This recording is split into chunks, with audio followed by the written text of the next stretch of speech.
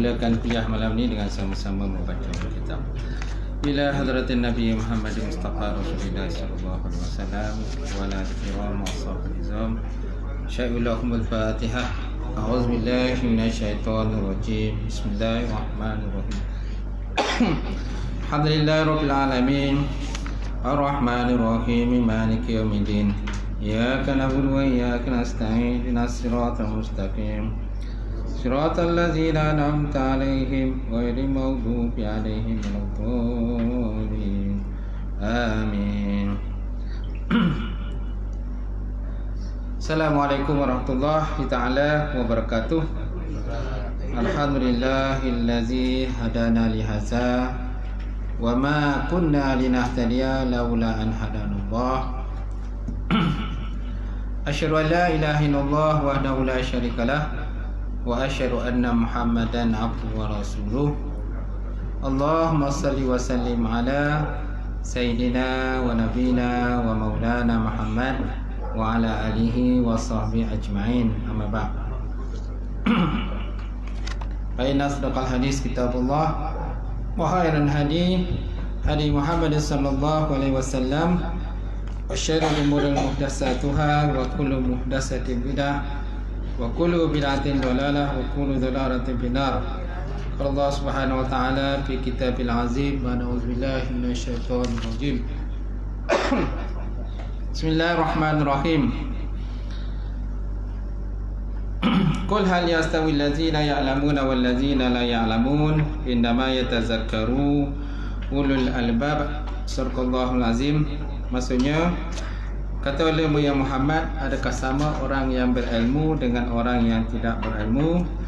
Hanya saja orang-orang yang menerima peringatan daripada Allah Subhanahu wa taala, iaitulah orang-orang yang diberikan akal yang sempurna oleh Allah. Wa qala Nabi sallallahu alaihi wasallam, la yu'minu ahadukum hatta yuhibba li akhihi ma yuhibbu li nafsihi. Maksudnya, tidak sempurna iman salah seorang pada kamu sehingga dia mencintai akan saudaranya sama seperti dia mencintai akan dirinya sendiri. Alhamdulillah.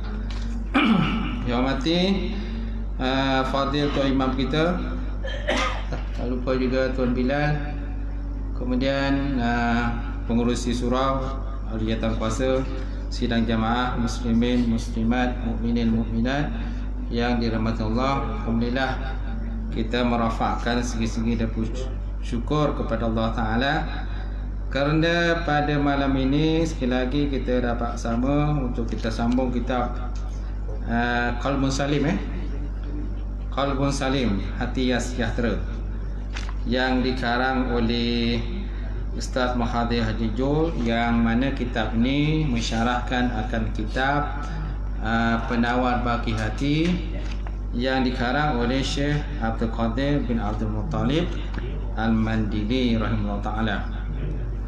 Baik. So, kita berada di muka surat apa? Ha? 18. Sujud. Sujud syukur, Masya Allah. Baik. Faidatun, satu faedah. Muka surat 18. Yang ada kitab boleh sama, tak ada kitab dengar saja. Faidatun, ini merupakan satu faedah. Sujud syukur kerana dianugerahkan fizikal yang sempurna. Ketika melihat orang yang punya kekurangan daripada segi fizikal, seperti buta atau pekak dan lain-lainlah, sunat kita membaca doa ini. Sunat kita baca doa ni. Kita nampak orang tu dia kan cacat ke, tangan tak ada ke, kaki tak ada ke, tapi jangan, bukan kepala tak ada. Kalau kepala tak ada, alamak, mati ya. Ni kepala ada, kepala ada, cuma anggota badan tu tak cukup. Mata tu, kalau mata tu sebelah ada kan, sebelah tak ada. Telinga tu sebelah dengar, sebelah tak dengar. Ataupun mulut tu, biasalah mulut tu kalau cacat mulut apa dia? Bisulah. Cacat mulut ni bisulah. Betul tak? Ataupun cacat lain mulut ni apa dia? Kalau budak lelaki tu, kalau budak yang lahir tu sumbing kan. Dia sumbing lah. Dia apa tu tak bercantum lah itu. Tapi benda tu boleh dibetulkan balik kan, dengan cara pemudahan dan sebagainya. Baik, apa sajalah kan, kalau kita melihat orang-orang yang kata yang tidak sempurna, maka kita baca doa ini. Alhamdulillahillazi afani mimma btalaka bih wa faddalani ala katsirin mimman khalaqna tafdila. Alhamdulillahillazi, segala puji, bermula segala puji itu bagi Allah. Allazi afani, yang telah muafiatkan aku. Segala puji bagi Allah yang telah muafiatkan aku, mana menyempurnakan tubuh badan kita. Mimma btalaka, daripada segala perkara yang menguji akan engkau. Daripada apa yang Allah Ta'ala telah menguji akan diri engkau, bihi dengannya. Wafaddalani, dan telah memberi kelebihan kepadaku, ala kasirim mimma khalaqna, daripada kebanyakan daripada orang-orang yang telah kami jadikan, tafdila, akan satu kelebihan, tafdila lah. Kalau sini dia terjemahkan begini caranya. Segala puji bagi Allah aku daripada apa yang Allah Ta'ala telah mengujimu dengannya, dan telah memberikan kelebihan padaku daripada kalangan ramai yang telah dia ciptakan, daripada ramai kalangan orang yang dia telah ciptakan. Ini nak menyatakan tentang kelebihan kita terhadap orang tadilah, yang kurang sempurna tadi. Macam tu. Kadang manusia ni yang tak sempurna tu anggota je, tapi akal dia sempurna. Malahan ada kalau manusia ni walaupun anggota tak sempurna, dia lagi cerdik daripada kita lagi. Dia profesor kan, dia doktor dan sebagainya, tapi anggota tak sempurna lah. Macam tu. Masalahnya kita ni kadang sempurna ni yang bangang benar ni kan. Yang bangang, bingai dan sebagainya. Kan belajar ni tak masuk-masuk ni. Belajar berpuluh tahun belajar, tapi tak masuk-masuk juga kan. Tak hafal-hafal juga. Tapi orang yang tak sempurna, orang badan tadi kan, tapi akal dia sempurna lah. Sekali belajar dia dah faham lah. Macam tu. Kelebihan tu tentulah Allah Ta'ala lagi pada orang macam tu kan. Baik. Selepas itu, sunat sujud syukur, tetapi secara sembunyi, supaya tidak dilihat oleh orang yang kekurangan tadi. Jangan sujud syukur depan dia. Kau ni macam menghina aku kan. Maklumlah kau sempurna, aku tak sempurna, jadi kau sujud syukur depan aku pula. Jadi macam kau ajar sikit lah. Mungkin dia terasa kan. Jadi janganlah sujud syukur depan dia. Macam tu. Sujud syukur dalam keadaan dia tak nampak lah. Ataupun mungkin dia nampak, tapi kita katalah, aku sujud syukur ni syukur sarin. Anak aku dulu peksa dapat 10A. Walaupun dapat 1A je. Tapi sebenarnya kita syukur tadi pasal kita sempurna anggota badan kita. Kerana melihat pada orang tidak sempurna. Baik. Seperti firman Allah Subhanahu wa taala dalam Al-Quran, al-yawma nakhtimu ala afwahihim wa tukallimuna aydihim wa tashhadu arjuluhum bima kanu yaksibun. Ini sambungan daripada mana tuan-tuan? Ini sambungan daripada belakang sebenarnya. Sambungan belakang muka surat 17 yang atas garisan. Ini atas garisan. Yang kita baca tadi faedah tu bawah garisan. Itu syarah dia. Kalau atas garisan tu dia punya macam matan dia. Mukhtasar ataupun matan ataupun ringkasan dia lah. Macam tu. Bawah garisan ni syarah dia. Dia tengok kan ada garisan kan? Macam tu. Jadi kalau kita tengok pada ayat al-yawma nakhtimu ala afwahihim wa tukallimuna aydihim wa tashhadu arjuluhum bima kanu yaksibun. Ini ayat berkenaan dengan kata-kata di belakang muka surat 17 terhadap semua perbuatanmu. Nampak? Kalau sebut di situ, jika kamu tidak menjaganya, semuanya akan menjadi saksi pada hari kiamat terhadap semua perbuatanmu, seperti firman Allah Ta'ala je tu. Oh, sama situ. buku baru sambung, mana 17 tu sambungnya 19. 18 tu syarah dia. Gitu. Faham kan tuan? Baik. Jadi Allah Ta'ala sebut dalam surah Yasin ni. Ni ayat ni biasa kita baca surah Yasin ni. Al-yauma, pada hari ini, nakhtimu ala afwahihim, kami tutup. Ataupun kami kunci. Petri lah, kunci atau tutup. Nakhtimu ala afwahihim, di atas segala mulut-mulut mereka. Wa tukallimuna, dan kami berikan kemudahan untuk berkata-kata dia punya tangan tadi. Wa tukallimuna aidihim wa tashhadu arjuluhum, dan naik saksilah segala kaki-kaki mereka bima kanu yaksibun, terhadap apa yang telah mereka usahakan ketika mereka hidup dalam dunia lalu. Nampak tak? Ni nak cerita besok akhirat dah ni. Mulut kita terkunci lah, terkunci. Tapi kalau mulut tu ada melakukan suatu perbuatan, contohnya mencium, kan, perempuan-perempuan yang haram mencium dia, kan, yang bukan isteri kita. Jadi mulut pun cakap juga lah. Walaupun lidah tu terkunci, tapi mulut cakap juga. Tahu tak? Tangan cakap juga. Okey, apa saja anggota badan kita semua cakap. Masa itulah besok tuan-tuan, kan, orang yang tidak faham benda ni, tak pernah belajar itu dalam dunia. Waktu dunia dia tak pernah belajar ni pasal anggota badan boleh bercakap ni, masing-masing akan terkejut lah situ. Terkejut, tak sangka benda tu boleh berlaku lah. Macam tu. Nampak?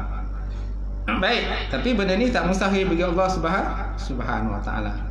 Dia berkuasa buat apa aje lah. Sebagaimana, kan, Allah Taala boleh memberikan kesembuhan kepada orang yang bisu, kan, orang yang buta Allah Taala boleh sembuhkan. Begitu juga besok anggota badan kita pun boleh bercakap akhirat besok.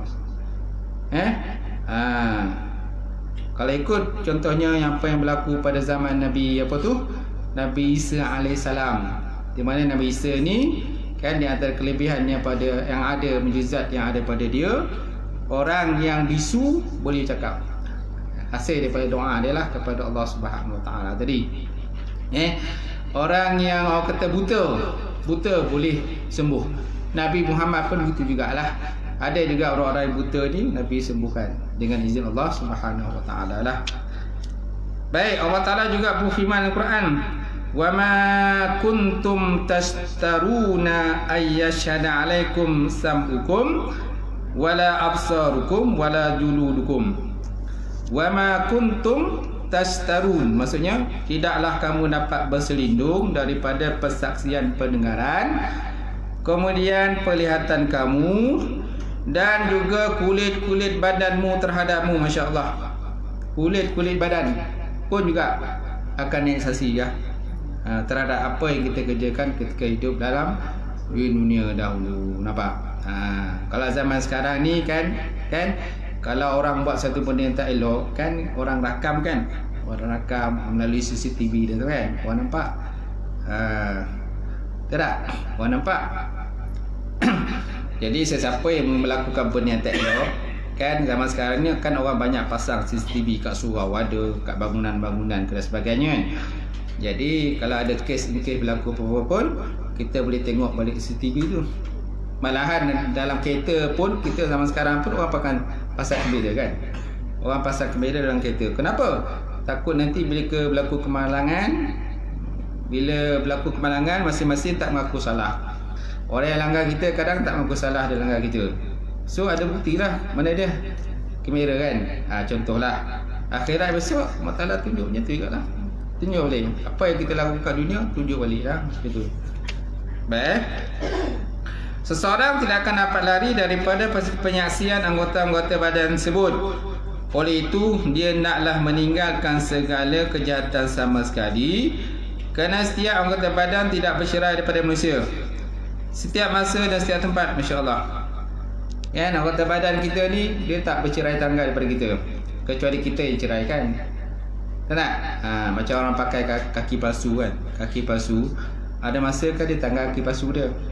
Dia lain kaki basuh.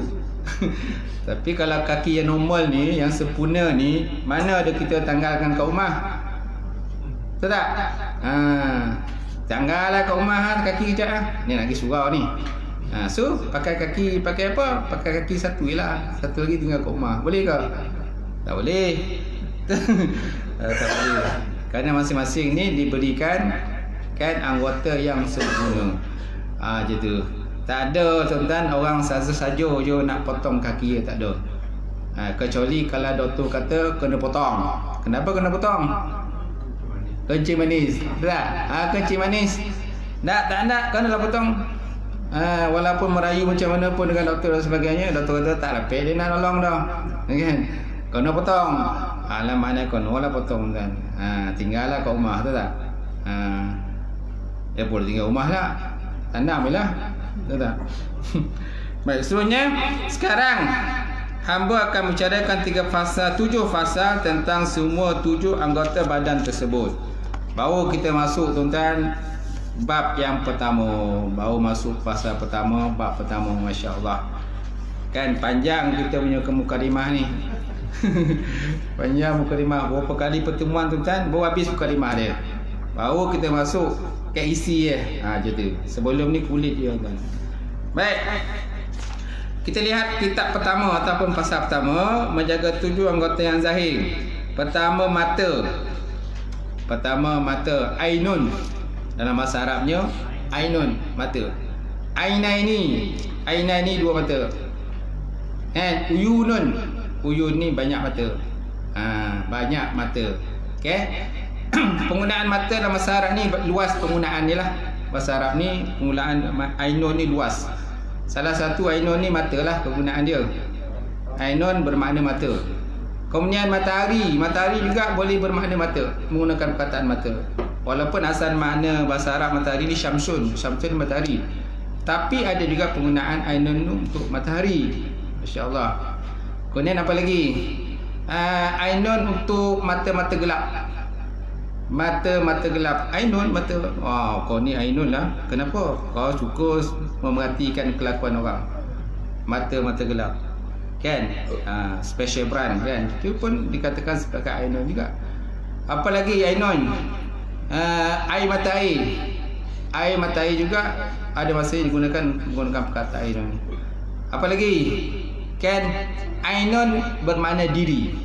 Ain diri lah, diri kita sendiri pun ainun juga. Semana perkataan ainun ni luas. Salah satunya mata lah.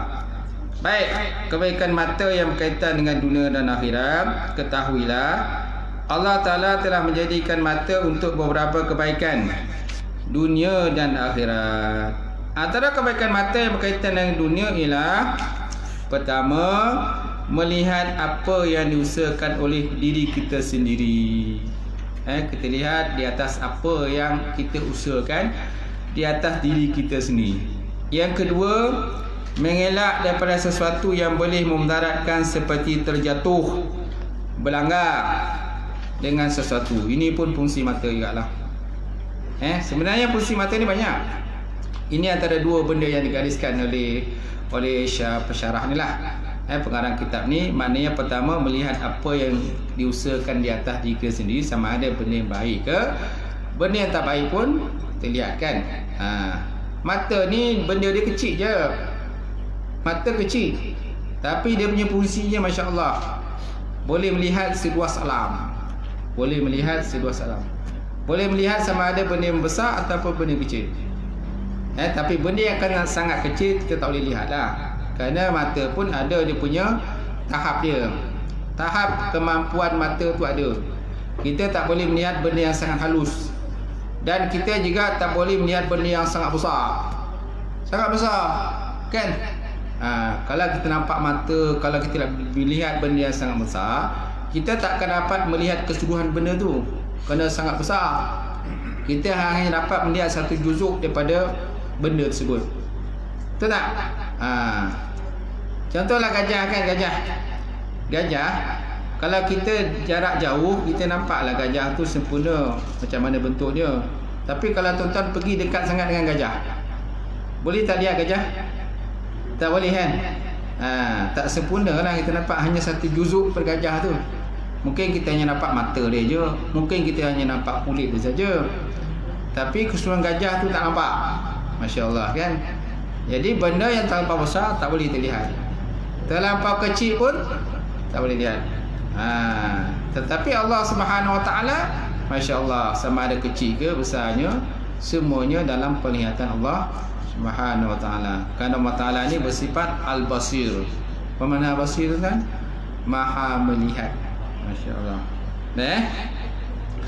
Baik, kemudian kita lihat bawah, tulisan bawah tu, tajuk ini tambahan daripada Al-Fakir. Dia kata tajuk ini adalah tambahan daripada Al-Fakir. Siapa Al-Fakir? Pengarang. Al-Fakir ni gelaran yang diberikan oleh pengarang terhadap dirinya sendiri. Al-Fakir, mana orang yang fakir. Kemudian 51, dalam kitab asal disebutkan dahulu kebaikan yang berkaitan dengan akhirat, kemudian baru disebutkan kebaikan berkaitan dengan dunia. Al-Fakir sebaliknya mendahulukan kebaikan yang berkaitan dengan dunia dahulu, kemudian baru sebut akhirat. Nampak? Ini penambahan daripada musannif lah. Musannif mana pengarang kitab. Kitab asal dia sebut kebaikan tentang akhirat dahulu. Kebaikan mata untuk akhirat dulu. Lepas tu baru cerita tentang kebaikan mata untuk dunia dahulu. Dunia.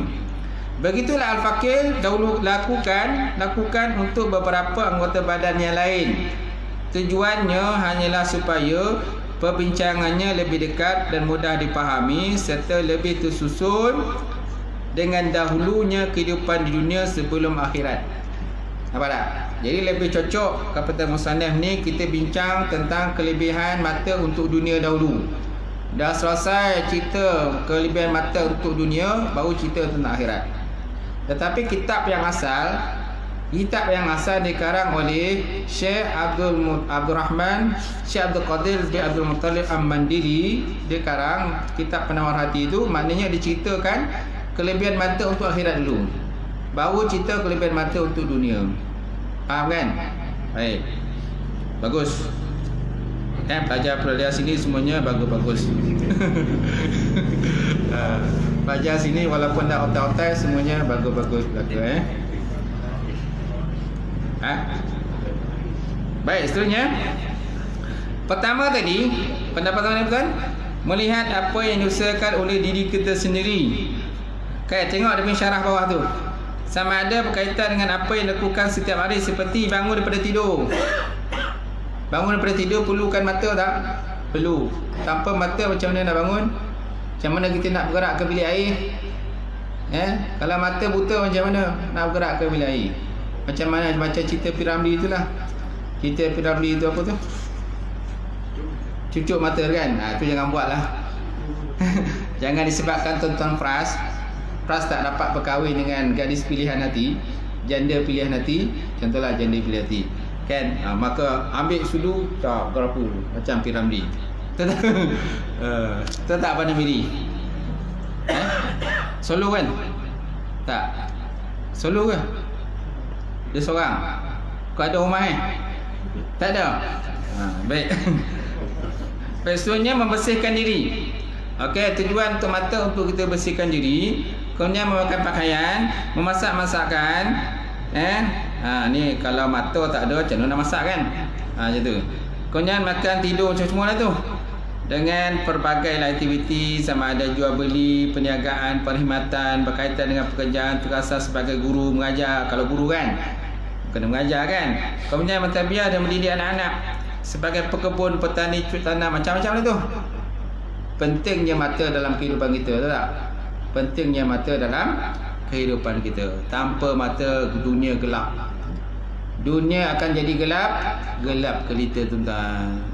Tengoklah macam mana kalau mata tu tak ada, susah nak bergerak. Kalau bergerak pun orang kata pakai apa tu? Pandai kau Jang. Dia jawab kan. Tengok orang buta tu macam mana dia bergerak kan? Pakai tongkat. Pasalkan tongkat kan, dia punya apa tu, terpaksalah sentuh-sentuh sesuatu, takut nanti ada lubang ke, ada tunggul ke, ada batu ke, ada kayu dan sebagainya. Tu tujuannya kan? Dia Allah bagi kemudahan pada dia. Tapi kalau kita nampak orang tu buta, kita bantulah dia. Contohnya dalam bab melintas jalan. bab melintas jalan. Kita jumpa orang buta, takkan kita macam tahu je, tolonglah bantu dia, kan? Tapi jangan berpura-pura buta, sudahlah. Sebab ada zaman sekarang tuan, dia berpura-pura buta. Kononnya untuk meraih simpati kepada orang ramai, supaya orang ramai bagi sumbangan pada dia. Tapi sebenarnya celik. Kau tengok dalam YouTube tu, kan, dalam internet ke kan? Tapi bukan di Malaysia lah, di negara luar tu sanggup dia tu. Kerana semata-mata dia nak minta duit sumbangan, sanggup dilipatkan kaki dia tu. Sanggup lipat kaki, kononnya kaki dia kudung lah. Macam tu. Jadi orang ingat dia kudung, rupa kaki lipat lah. Ataupun tangan dia lipat. Sebenarnya dia tak kudung pun. Nampak tak? Ini namanya pembongak gitu kan. Pembongak. Kan? Cuba menipu orang ramai untuk meraih simpati. Ada juga kadang-kadang menggunakan anak budak-budak kecil kan. Dia gunakan budak-budak kecil untuk mendapat simpati, supaya orang bagi sumbangan pada dia lah duit. Macam ni tak boleh tuan-tuan. Ni namanya orang yang menipu Takut nanti tuan-tuan dia tak kudung, tiba-tiba Allah Taala kudungkan. Macam mana? Kalau kita tak kudung, jangan kita pura-pura kudung. Kalau kita tak buta, jangan pura-pura buta. Kalau kita tak pekak, jangan pura-pura pekak. Akhir nanti Allah Taala akan jadikan kita pekak. Cerita pekak. Dan cerita dalam diri si pekak tu kan. Macam si pekak ni. Kalau tak pekak, jangan pura-pura jadi pekak. Akhirnya besok jadi pekak. Kalau tak buta, macam tu jugalah. Jangan pura-pura, jangan kudung kan, kalau kita bukan kudung. Nanti Allah Taala akan balas pada kita nanti. Kat dunia dah balas. Macam tu. Baik, seterusnya tuan-tuan. Jadi yang pertama tadi kan, melihat apa yang diusahakan di atas diri sendiri untuk kita menguruskan diri kita. Untuk menguruskan diri kita tu Allah Taala bagi kita kelebihan mata. Jadi mata ni harganya sangat bernilai. Kalau di pasaran satu mata agak berapa juta kan? Sebiji mata tu kalau di pasaran agak berapa nilai harga dia? Mahal kan? Tak ternilai lah kata dia. Tak nak? Kalau orang letak nilai lah, mungkin orang letak 10,000 ke 20,000 ke, tapi harga yang sebenar tak tahu. Tidak ada nilai, tidak ternilai lah, tidak ternilai harga mata itu. Kerana mata ni sangat penting dalam kehidupan manusia. Sebabnya kita kena banyak bersyukur kepada Allah Ta'ala. Kalau seandainya mata kita ni Allah Ta'ala bagi mata yang sempurna, Masya Allah. Yang kedua tadi, mengelak daripada sesuatu yang boleh mudaratkan diri kita, seperti terjatuh atau berlanggar dengan sesuatu. Kita cubalah elak. Kalau nak berlaku juga, nak buat macam mana? Sebab ada juga orang celik tapi berlanggar juga. Walaupun dia celik, berlanggar juga. Dari takdir kalau Allah Ta'ala berlanggar, mesti dia berlanggar. Walaupun mata kita ni celik, kalau nak ditakdir Allah Ta'ala kita jatuh dalam lubang, jatuh jugalah. Jatuh juga dalam lubang. Kalau jatuh dalam lubang tu tak patah tak apa. Ni takut patah pula. Jatuh dalam lubang patah. Walaupun kita ada mata yang sempurna. Nampak? Semaknanya mata sempurna pun bukan maknanya kita boleh mengelak daripada takdir Allah. Tak boleh. Kan? Mata yang sempurna, telinga yang sempurna, akal yang sempurna, semua tu tak boleh kita mengelak daripada qada dan qadar Allah. Kalau Allah Ta'ala nak takdirkan berlaku walaupun anggota kita sempurna. Masya Allah. Faham kan? Baik, kemudian kebaikan yang berkaitan dengan akhirat pula ialah seperti melihat langit. Melihat langit, matahari, bulan, bintang dan lain-lain lagi, supaya kamu menjadikan semua ciptaan itu sebagai dalil atau bukti tentang kewujudan Allah Subhanahu wa taala, keesaan Allah, wahdahnya Allah, dan juga kudrah Allah. Kudrah ialah kekuasaan Allah Taala lah, dan juga kewujudan Allah Subhanahu wa taala. Jadi mata digunakan untuk memikirkan. Apalah tubsirun, dalam Quran kan banyak perkataan tu. Apalah tubsirun, kenapa kamu tidak melihat? Apalah ta'qilun, kenapa kamu tidak berakal? Apalah tatafakkarun, kenapa kamu tak berfikir? Jadi Allah Ta'ala bagi akal sempurna mata yang sempurna untuk kita melihat kejadian alam ini, serta kita memikirkan macam mana hebatnya kuasa Allah ni. Hebat dia kan, macam mana dia boleh ciptakan benda tu, daripada benda yang paling kecil sampai benda yang paling besar. Tak tak? Contohlah binatang. Tengoklah binatang. Ada binatang yang tak ada mata tapi dia boleh hidup dalam tanah. Seperti cacing kan. Cacing, tuan-tuan nampak tak mata cacing tu? Tak pernah nampak. Dia pun pandai jawab. Kan? Cuba tengok mata mana mata cacing. Ada tak mata cacing? Tak nampak. Tapi walaupun cacing tu kan dia hidup dalam tanah tanpa mata, dia tak dapat hidup. Dapat hidup. Malahan cacing pun mana banyak manfaat kan. Salah satunya untuk jadi umpan. Umpan tangkap ikan, pancing ikan kan pakai cacing. Dululah kan kita kecil-kecil kan suka mancing. Apa dia punya umpan ni? Cacing lah. Betul tak? Cacing umpan ni. Tapi zaman sekarang ni banyak dah pakai umpan tiruan. Orang tak pakai cacing kita. Gitu. Kau pakai cacing kau, ketinggalan zaman dia kata pakai cacing. Orang dah tak pakai cacing dah. Semua pakai umpan tiruan. Baik, kemudian melihat Quran. Tujuan mata Allah Ta'ala gunakan untuk melihat mushaf ataupun Quran, dan juga untuk kita belajar dan mengaji dan sebagainya. Kemudian melihat jalan ke masjid. Ini tujuan mata. Ini walaupun mata sempurna tapi tak jumpa masjid. Ini masalah besar tuan. Masjid punya besar tak jumpa dah. Tapi kalau tempat-tempat hiburan yang kecil macam mana pun dia jumpa. Nampak? Pusat hiburan kecil je tapi dia jumpa.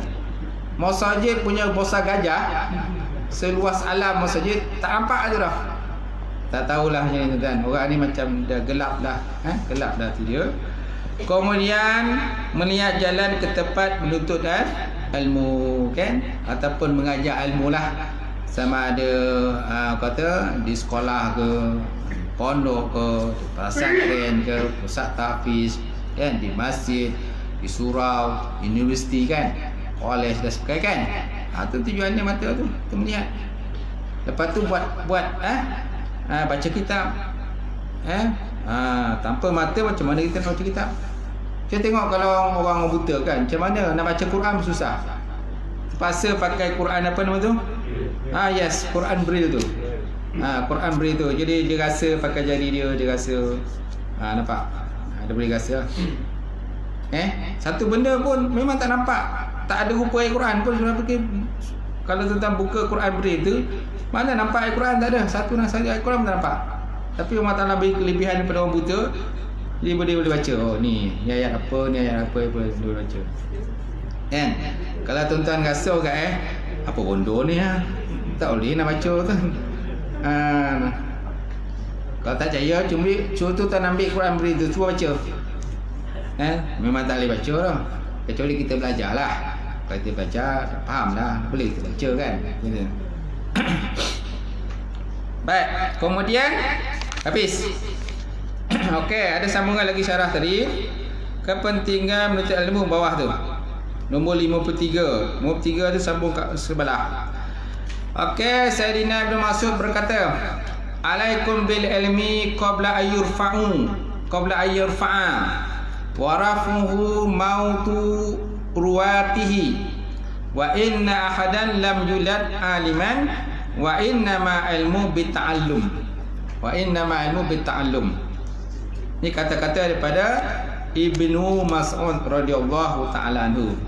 Apa maksudnya? Dia kata, alaikum bil ilmi, atas kamu tadi naklah lazimkan dengan mencari ilmu.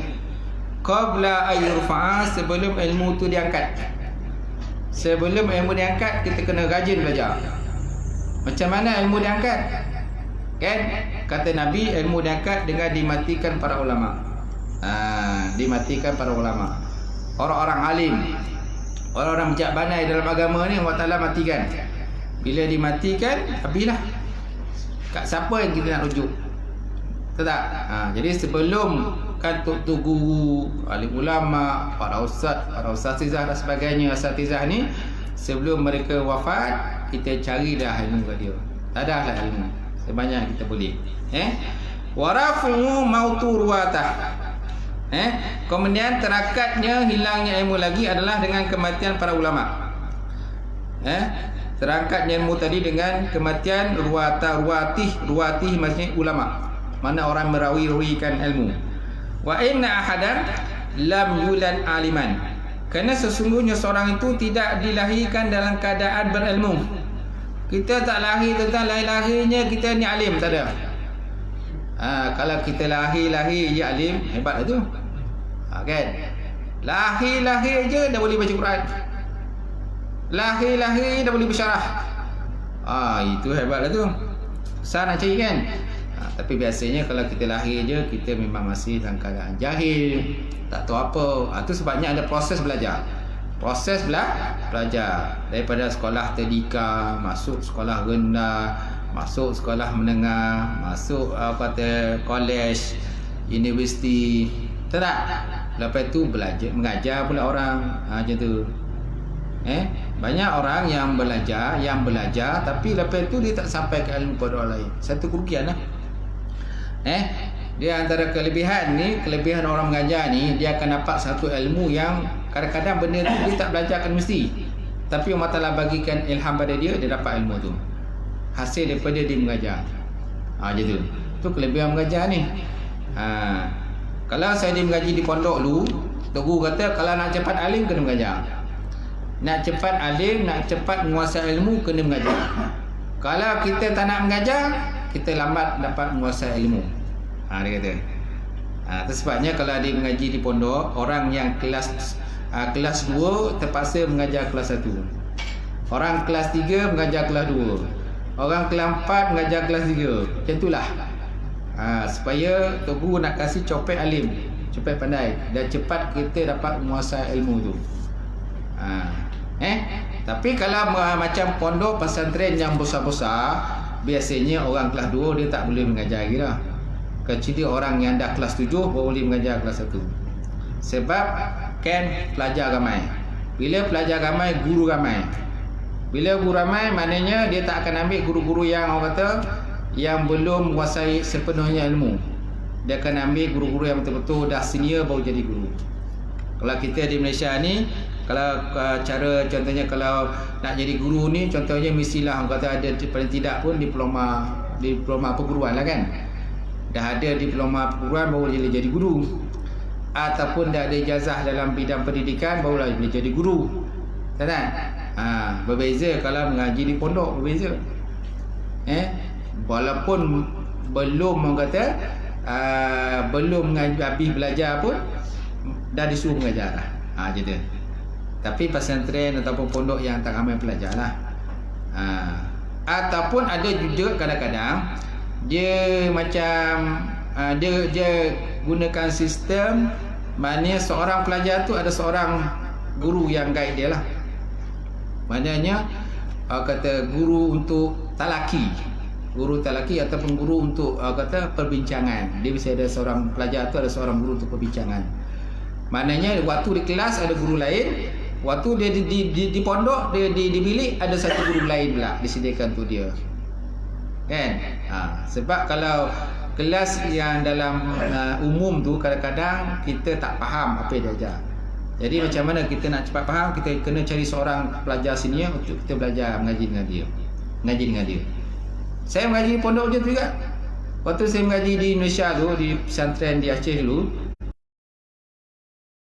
untuk kita buat perbincangan dengan dia, mana-mana kita tak faham. Terutama sekali ilmu alat. Contohnya ilmu mantik, ilmu balaghah, ilmu ma'ni dan sebagainya. Ilmu mantik ni ilmu susah, ilmu alat. Sangat susah. Kalau kita tak ada lantik, kita cari guru ataupun pelajar senior yang boleh terangkan kita apa yang dibelajar dalam kelas tu, kita tak akan dapat dan kita tak dapat kecap apa yang diajar dalam kelas. Sebab dalam kelas ni ramai student, ramai pelajar. Kita tak dapat nak tanya. Kalau kita tanyakan, kadang orang dah cut kita punya persoalan tadi. Jadi mesti kita cari seorang pelajar senior yang boleh kita jadikan sebagai rujukan untuk kita untuk tanya. Apa masalah kita tak faham kat kelas, kita boleh tanya dia. Macam tu. Tapi belanjalah dia makan. Belanjalah sikit kan. Ini dapat ilmu tak nak belanja kedokut lah kan. Macam tu. Kemudian wa innama ilmu bi ta'allumi, sesungguhnya ilmu tu dengan mengajar ataupun belajar. Sesungguhnya ilmu tu dengan belajar. So maknanya setiap manusia tu lahir bukan dalam keadaan alim. Lahir dia kuat dia terus alim, tak ada. Mesti ada proses pembelajaran. Mesti ada proses persekolahan. Kan? Proses belajar daripada A sampai Z. Tak? Kalau kita belajar muqaddam tu, kita mesti kena alif bata dulu. Dah kena alif bata apa lagi? Alif dari A, alif bawah I, lepas U, A, I, U. Barat ba, ba bawah B, ba depan bu, babi bu kan. Babi bu kan. Lepas tu kan tambahlah. Akhirnya naik Fatihah kan, muqaddam. Betul tak? Naik Fatihah. Lepas Fatihah ada lagi surah-surah lazim kita belajar. Sampailah khatam muqaddam. Betul tak? Dah khatam muqaddam kan, belajar pula ilmu pula. Belajar pula tajwid dah macam-macam dia kan. Jadi naik pula Quran. Bila naik Quran dia belagak naik Quran. Macam tu. Dia dah khatam dah muqaddam kata. Nampak. Mana giang tu kan khatam muqaddam tu. Baik, kemudian Sayyidina Abu Darda menyatakan, li'an ata'allama mas'alatan ahabbu ilayya min qiyami lailah. Li'anna ata'allama mas'alata ahabba ilayya min qiyami lailah. Untuk aku belajar satu masalah agama lebih aku suka daripada mengerjakan solat semalaman. Dia nak menyatakan pada kita tentang penting ilmu tu. Pentingnya ilmu. Kata Abu Darda, aku belajar satu masalah hukum lebih aku suka daripada aku ibadah sembahyang malam. Qiyamul lail ke dan sebagainya, tahajud ke dan sebagainya, kan? Daripada benda tu baik juga. Mana qiyamul lail pun baik juga. Tahajud baik, tapi kata Abu Darda, aku belajar satu bab ilmu tu dapat misalnya masalah aku lebih suka. Berbanding dengan ibadah malam. Tapi bukan nak menafikan ibadah malam, tidak. Ibadah malam pun memang ditutup juga dalam konteks Islam ini. Kemudian Abu Aswad Ad-Duali menyatakan, laisa syai'un a'azzu minal ilmi. Al-muluku hukamun 'alan nas wal ulama'u hukamu 'alal muluk. Apa maksudnya tuan-tuan? Tidak ada yang lebih mulia daripada ilmu. Raja-raja adalah penguasa kepada manusia. Al-muluk hukamu linas. Raja-raja adalah penguasa kepada manusia.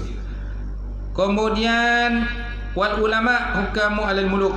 Namun para ulama adalah penguasa raja-raja. Nampak? Ni yang nyatakan tentang ulama lebih tinggi daripada raja. Nampak tak? Tapi kita kena tahu lah, ulama ada dua. Satu ulama yang baik, satu ulama yang jahat. Namanya ulama usu, kata Rasulullah sallallahu alaihi wa ala alihi wasahbihi wa baraka wasallam. Ada ulama dunia dan ulama akhirat. Ulama dunia ni dia cari je lah pangkat, kedudukan, jawatan dan sebagainya, itu dia cari. Tapi ulama akhirat dia tak ada fikirlah. Kalau ada tak ada sudahlah. Kan? Ada tak ada sudah. Kalau ada alhamdulillah, tak ada pun tak ada masalah pada mereka. Kerana yang penting dia akhirat. Kemudian Imam Syafi'i pernah menyatakan, talabul ilmi afdalu minan nafilah. Talabul ilmi afdalu minan nafilah. Menuntut ilmu itu lebih utama daripada ibadat sunat. Menuntut ilmu lebih utama daripada ibadat sunat. Itulah ada lagi kata Nabi, orang yang alim itu lebih sukar untuk digoda berbanding dengan orang yang jahil. Syaitan lebih senang nak menggoda orang jahil berbanding dengan orang yang alim. Jadi. Tapi kalau orang yang alim telah digoda oleh syaitan, dah diperjaya oleh syaitan, dia lagi teruk perangai berbanding dengan orang jahil. Dia orang jahil tak tahu apa. Ni orang alim, tapi dia dah terpengaruh dengan nafsu syaitan dan sebagainya, jadi dia menggunakan segala kepentingan tadi untuk menipu orang lain. Itu badai berlaku. Bila orang alim menipu, jadi akhirnya yang terpalit tu orang lain yang alim, lain pun terpalit juga. Kan banyak kes-kes macam tu kan.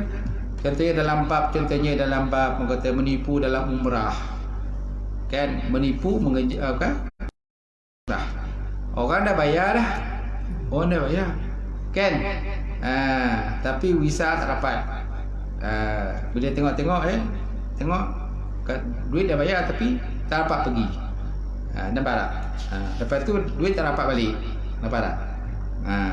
Bila tanya tu siapa dia punya syarikat, wajitu wajini, hajah tu hajah ni, dan ustaz tu ustaz ni, ustaz tu yang buat benda tu kan. Jadi yang kono tu kita juga lah. Kita yang gelar haji pun kita kena juga, walaupun kita tak buat. Kita yang gelar ustazah ni pun kita pun kena juga. Sebab kita pun ustazah dia pun buat gelaran title ustazah kan. Jadi kita pun kena sekali tu kan. Sedangkan yang buat itu orang lain. Kemudian nasihat Imam Haddad tentang mata. Imam Habib Abdullah Alawi Al-Haddad ada menyebutkan bahawa mata adalah suatu nikmat besar daripada Allah Ta'ala yang digunakan untuk hamba-Nya. Ia diciptakan untuk memulihkan hamba-Nya melihat keindahan-indahan ciptaan Allah Ta'ala di bumi dan juga di langit, supaya sesudah itu dia akan bertambah kenal dan yakin terhadap Tuhannya, lalu bertambahlah ketaatan dan kebaktiannya terhadap Allah Subhanahu wa Ta'ala. Dengan mata juga dia boleh berjalan dan gelap dan menunaikan segala hajat dan keperluan hidup. Walaupun dalam gelap kan, disebabkan ada mata boleh juga lihat, tapi tak apa jelas lah dalam gelap, kecuali kalau kita ada lampu suluh kan. Jika mata digunakan untuk keperluan-keperluan yang kerana yang Allah Ta'ala menciptakannya, maka terkiralah dia daripada golongan yang taat setia kepada Allah Subhanahu wa Ta'ala dan mensyukuri nikmatnya. Jika mata dibiarkan tidak terkawal, kalau mata dibiarkan tidak terkawal dan ia membebaskannya melihat segala yang diharamkan Allah Ta'ala untuk melihatnya, seperti melihat kepada wanita-wanita yang ajnabi, melihat kepada wanita-wanita yang ajnabi, atau gambar-gambar yang menimbulkan nafsu barahi, maka terkiralah dia daripada golongan yang menderhaka kepada Allah Subhanahu wa Ta'ala serta merendahkan dirinya kepada bala, siksaan dan juga bencana daripada Allah Ta'ala. Okey. Tu mata tadilah. Jangan kita pergi satu tempat tuan-tuan, kan, kita dah tahu tempat tu memang tempat maksiat. Kita pun pergi ke tempat tu, kita kata tak sengaja. Tak sengajalah terlihat, terpandang dan sebagainya. Kita dah tahu dah. Kita sengaja pergi. Itu bukan namanya tuan. Itu tak betul lah cara dia. Kecuali kalau kita tak tahu tempat tu tempat maksiat, kita pun lalu ke situ dan kita pun terpandang peha perempuan. Terpandang betis perempuan, peha perempuan, buah dada perempuan dan sebagainya kan.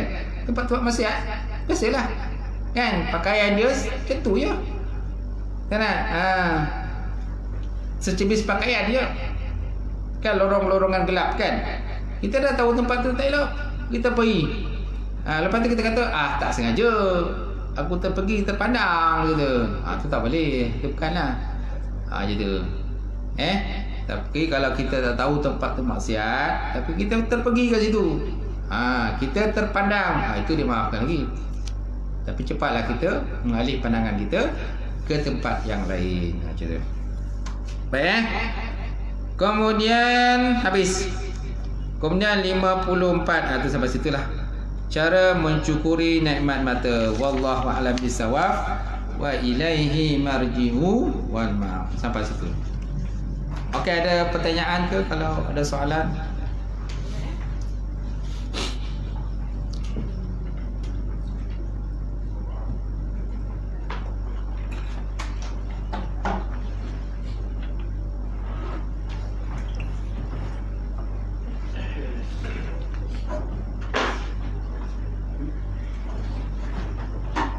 Ada? Tak ada?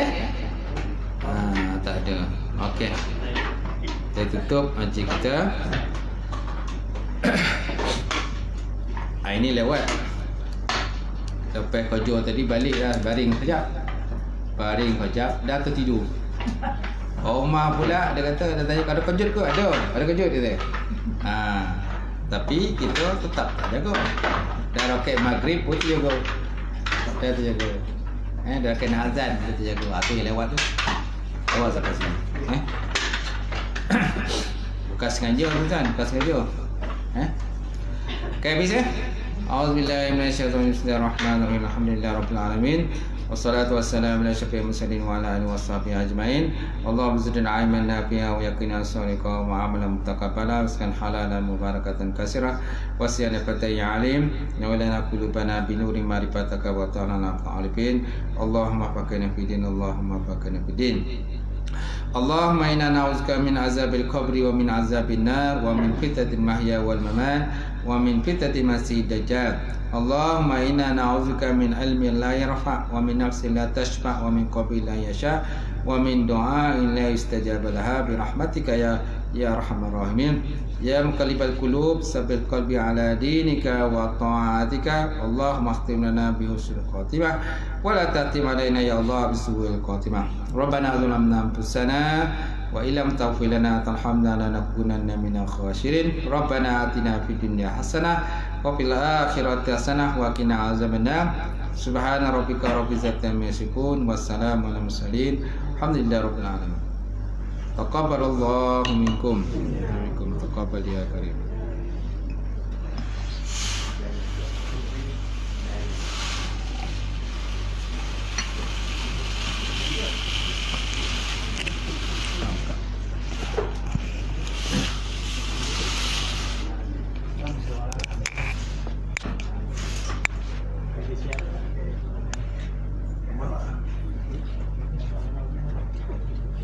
Kesian kamu coba.